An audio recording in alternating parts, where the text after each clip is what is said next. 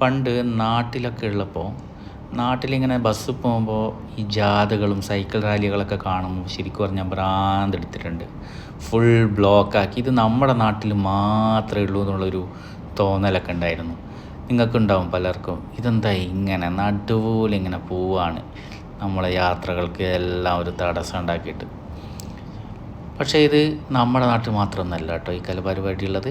ഇത് ലോകത്തിൻ്റെ എല്ലാ ഭാഗത്തും ഉണ്ടെന്നാണ് എനിക്ക് തോന്നുന്നത്. ഇത് എവിടെയാണെന്നറിയാമോ? ഇത് ലണ്ടനിലാണ് കേട്ടോ.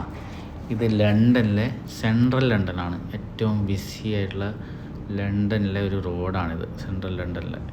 അപ്പോൾ അതിൻ്റെ നടുവ് കൂടിയാണ് ഈ കളിക്കുന്നത്. എല്ലാ ലോകത്തുള്ള എനിക്കൊന്ന് ലണ്ടനിലുള്ള എല്ലാ സൈക്കിളുമായിട്ട് ഇറങ്ങിയിട്ടുണ്ട്. പക്ഷേ ഒരു കാര്യം എന്ന് വെച്ചാൽ രാത്രി 12 മണി ആയിട്ടുണ്ട് കേട്ടോ.